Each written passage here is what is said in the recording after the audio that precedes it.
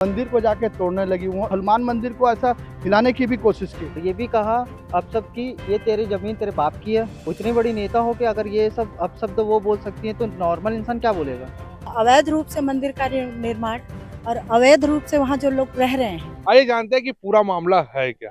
जी बताएंगे क्या हुआ है और क्या घटना है।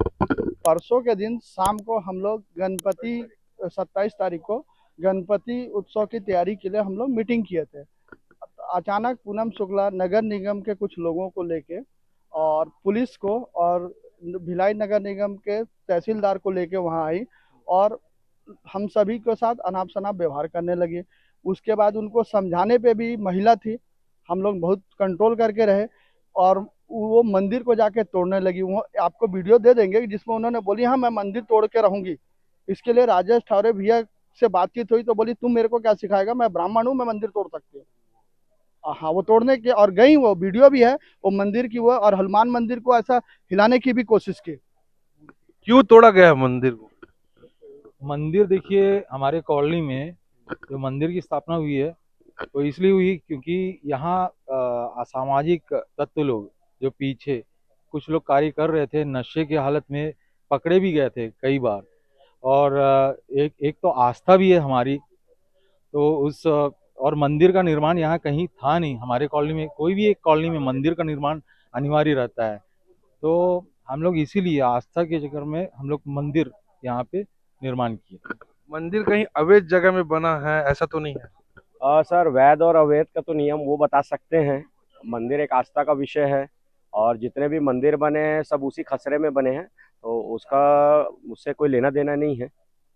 जो मंदिर है वो वहीं कॉलोनी की जगह पे है कि बाहर? कॉलोनी के अंतर्गत ही है, जहाँ हमारे घर के सामने ही मंदिर बनाया गया है और सार्वजनिक लोगों से आपस में मिल के चंदा करके मंदिर का निर्माण किया गया और इसकी स्थापना करीबन 4-5 माह पूर्व कर दी गई थी। अभी खाली उसको व्यवस्थापित किया जा रहा है, उस पर शेड लगाया गया है और नीचे पत्थर की व्यवस्था जारी है। चूंकि हम वहाँ पे गणेश जी बैठाते हैं, ये हमारा तीसरा वर्ष है, तो हम अपने पंडाल में गणेश जी को बैठा रहे हैं, तो वहाँ पानी भरता है, जिसके कारण उस दिन हमने मीटिंग रखी थी और उसमें निर्धारित किया गया कि इसको लेवल जमीन से ऊंचा करके यहीं गणेश जी की मूर्ति बैठाई जाएगी। नगर निगम की टीम आई थी तोड़ने, यानी कहीं ना कहीं वो अवैध जगह पे होगा या परमिशन नहीं ली होंगे, ऐसा कुछ मामला हो सकता है। खुली भूमि है और भारत में खुली भूमि पे ही मंदिर बनते हैं सार्वजनिक। और मंदिर का निर्माण होने के बाद जब प्राण प्रतिष्ठा हो जाती है भगवान की, तो मंदिर को अवैध नहीं कहा जाता, क्योंकि उस पे पूरे संपूर्ण पृथ्वी के स्वामी भोले बाबा बैठे हुए हैं। हनुमान जी महाराज का मंदिर अवैध कैसे हो गया? और उसको तोड़ने का प्रयास वहां की तथाकथित भाजपा की नेता है, जो अपने आप को बताती है कि माननीय सरोज पांडे जी की मैं बहुत खास हूँ, और उनके नाम की धमकी देके नगर निगम और तमाम पुलिस सबको बुला के लाके मंदिर तोड़ रही है। जबकि सरोज दी बहुत धार्मिक है, अच्छी सनातन को मानने वाली महिला है, वो ऐसे घृणित कार्य में इनके साथ नहीं है, तो उसका अज्ञान में बिना संज्ञान लिए हुए पुलिस को और कमिश्नर को बुलाती है बार बार।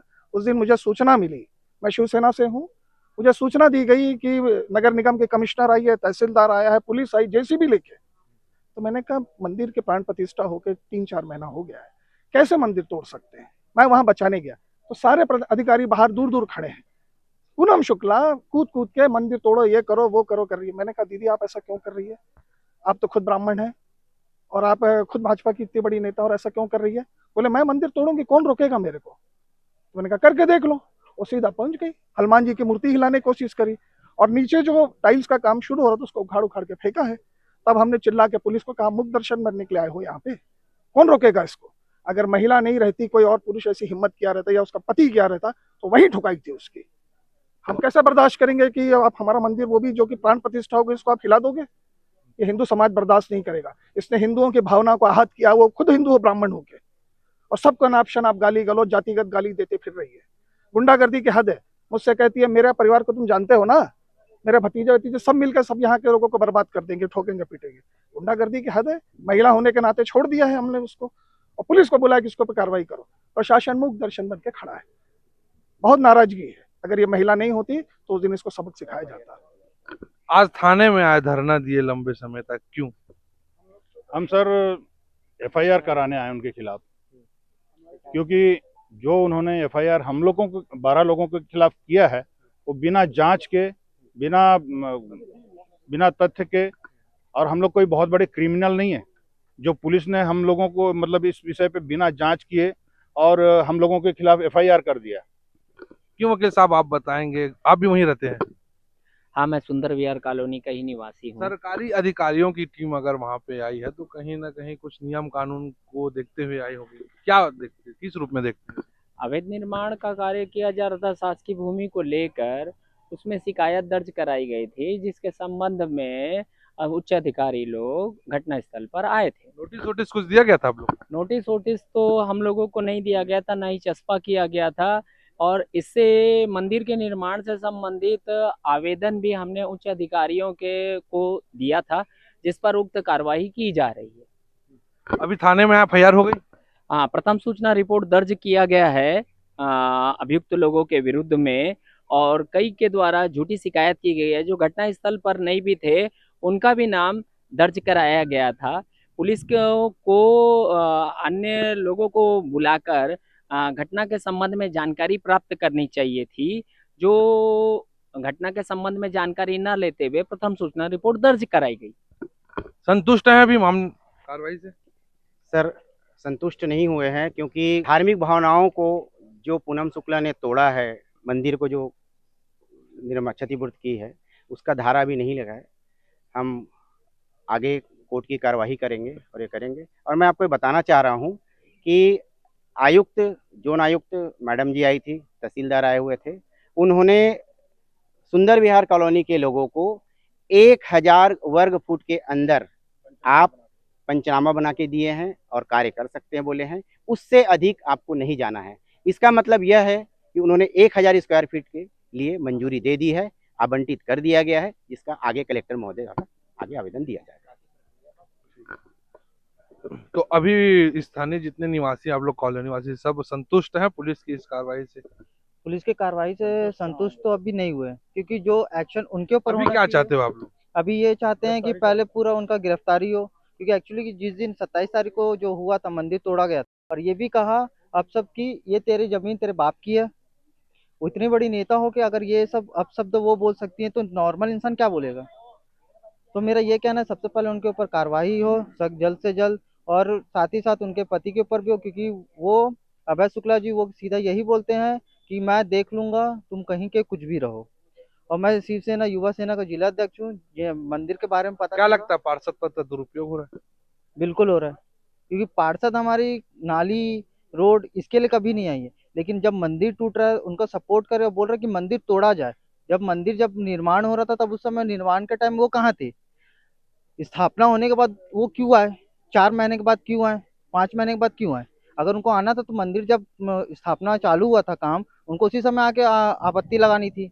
वो आपत्ति तो लगाया नहीं। जब मंदिर निर्माण हो गया, भगवान का स्थापना हो गया, तो उसके बाद मंदिर को तोड़ा। ये मतलब हिंदू धर्म के साथ खिलवाड़ हो रहा है। मतलब जामुल थाना में जिस महिला को लेकर आज उग्र प्रदर्शन हुआ, वो महिला हमारे बीच है, पूनम शुक्ला जी। आइए जानते हैं कि विवाद शुरू कैसे हुआ और इनका क्या कहना है इस मामले को लेकर। देखिए, जिस खसरे नंबर के लिए, जिस प्लॉट के लिए हम लोग लड़ रहे हैं, मंदिर का निर्माण या वहाँ अवैध रूप से मंदिर का निर्माण और अवैध रूप से वहाँ जो लोग रह रहे हैं, उन लोगों के खिलाफ व्यक्तित्व कोई अपना निजी नहीं है।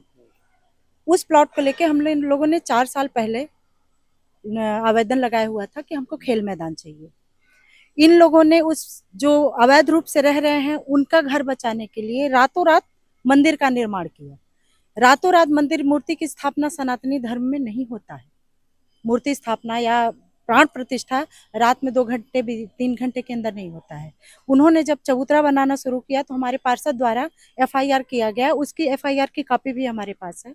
उस एफआईआर में ये साफ लिखा हुआ है कि यहाँ अवैध रूप से मंदिर निर्माण हो रहा है। सनातन धर्म में 2 घंटे के अंदर मंदिर का मूर्ति स्थापना कर देना, मूर्ति को प्राण प्रतिष्ठित कर देना, ये चीज नहीं होता है। अवैध रूप से जो कब्जा वहाँ पे हुआ है, हमारा सिर्फ ध्येय है अवैध रूप के कब्जों को हटाना। हमने जो आवेदन लगाया है वो अवैध रूप के से जो कब्जे चल रहे हैं वहाँ पे, उसको हटाने। सामने जितने लोग अवैध रूप से रह रहे हैं उन सबके अपने पर्सनल सामने ही मकान है जो किराए से चल रहे हैं। तार जाली वाला है, सब्जी वाले हैं, वो लोग जो भी लोग हैं उन लोगों के अपने पर्सनल मकान हैं। 50 मीटर की दूरी पे एक मंदिर है, 20 से 25 मीटर की दूरी पे दूसरा मंदिर है, 60-65 की मीटर की दूरी पे तीसरा मंदिर है। इस चौथे मंदिर का बीच गार्डन में बीच मैदान में निर्माण, आप बताइए क्या समझ में आ रहा है? आप पर मंदिर तोड़वाने का आरोप लग रहा है। देखिए, मंदिर तोड़वाने का ये एक बोलते हैं ना, हम भारतवासी ऐसे हैं ना कि धर्म के नाम पे हमको तो तलवार भी अच्छी लगती है। धर्म के नाम पे जो हमको तलवार अच्छी लगती है ना, सिर्फ इसलिए हमारा धर्म, धर्म से बड़ा कुछ नहीं है, मैं भी मानती हूँ। धर्म हमारे लिए सर्वोपरि है, लेकिन धर्म से पहले पहले विषय तो जान लो। आप भी हमारे पास आए हैं, आपको विषय जानना है, आपको भी हम पूरा विषय देंगे। क्यों मंदिर टूट रहा है या क्यों वहाँ अवैध कब्जे टूट रहे हैं, इसका विषय भी हम आपको बताएंगे। तो ये थी पूनम शुक्ला जी, जिनको आपने सुना। एक पक्ष को तो आपने सुन लिया जिन्होंने आरोप लगाया, और दूसरा पक्ष को भी आपने सुन लिया। यह निर्णय लेने का अधिकार शासन प्रशासन को है कि दस्तावेज की सही जांच हो और भूमि पे जो विवाद चल रहा है उसको निपटाया जाए। सीजी भास्कर न्यूज के लिए मैं हूं गौरव तिवारी।